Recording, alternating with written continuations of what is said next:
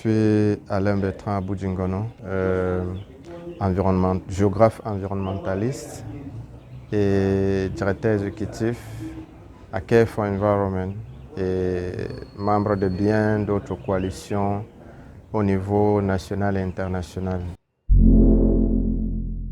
Mon militantisme part du fait que j'ai raté une bourse en fin 2017 où il fallait avoir un profil de volontaire ou de bénévole alors que je postulais pour une bourse d'études à la Concordia University au Canada.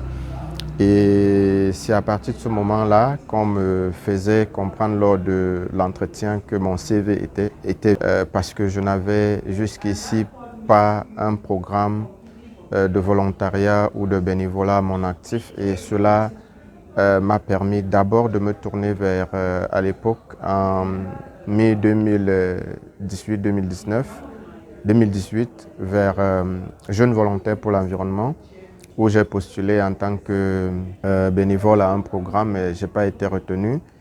Et c'est à la fin décembre 2018, si j'ai bonne mémoire, que je rencontre un cadet, Carivo Gabriel, qui me présente un projet de l'association Care for Environment.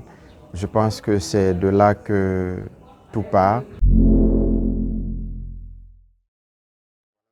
L'un des plus grands défis, travailler ensemble, partager, apprendre des expériences. L'autre plus grand challenge pour moi était de partir du plus bas en tant que volontaire, en tant que bénévole, puis volontaire, et être leader dans mon domaine aujourd'hui. Donc c'est quelque chose qui a été fait de bout à bout, en travaillant avec les autres, en partageant leurs expériences, et voir mon rêve se concrétiser, celui de participer à l'une des meilleures conférences au monde, la conférence sur le climat, qui est l'une des conférences majeures de la Convention cadre des Nations Unies sur les changements climatiques. En 2023, j'ai cette possibilité. Beaucoup de choses ont changé en tant que leader, en tant que celui-là qui venait juste pour être volontaire, bénévole, et puis voilà, tout est parti.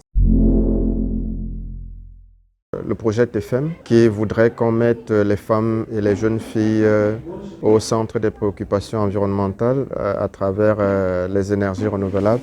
Le dit projet a permis à ce que nous essayons de former les femmes et les jeunes sur la transition énergétique, les jeunes de la région du centre et celle de la région de l'ouest. Nous avons aussi été à Kambélé, qui est un projet qui me tient à cœur aujourd'hui, sur l'impact du mercure dans les zones d'exploitation minière en 2022. Ce fut aussi une folle expérience. Là, c'est sur le plan national, sur le plan international, on peut avoir la campagne Don't Gas for Africa qui nous a permis naturellement d'avoir une campagne sur les énergies, la promotion des énergies renouvelables, et voir dans quelle mesure on pouvait avoir un récit cohérent sur la lutte contre les énergies fossiles.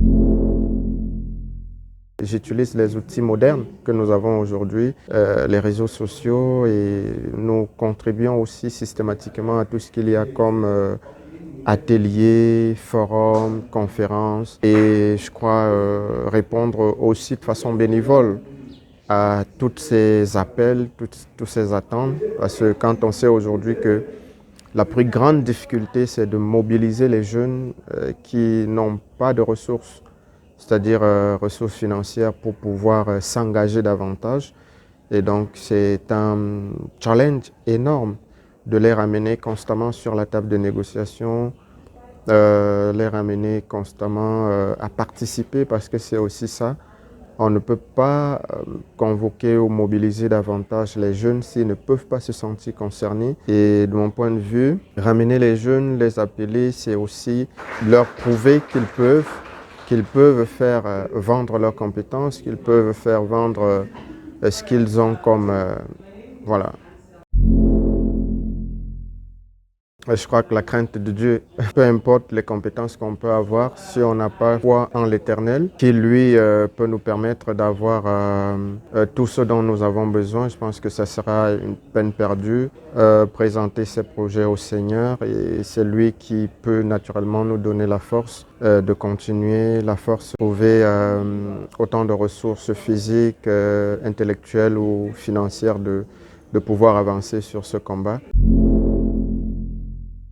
Les impacts aujourd'hui sur l'environnement du point de vue des différentes aires géographiques que nous avons, que ce soit le nord, le sud, l'est, l'ouest, que ce soit les zones forestières ou soit les zones désertiques. Aujourd'hui, toutes les populations, femmes, hommes, enfants, ressentent de façon générale les impacts négatifs des changements climatiques et la nécessité de protéger l'environnement. Et donc, nous passons beaucoup plus sur l'éducation, la sensibilisation et la prise en compte du fait qu'il faut demander aux gens, il faut demander aux populations, il faut demander aux communautés de s'impliquer davantage, parce que si nous faisons sans eux, je pense que ça sera un peu difficile de s'en sortir. Voilà.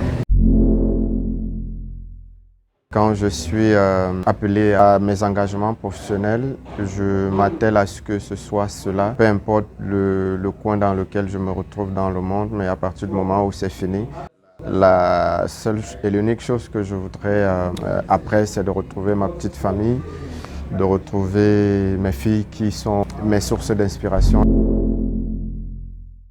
Le silence, la discipline, la crainte de Dieu et l'amour. Voilà.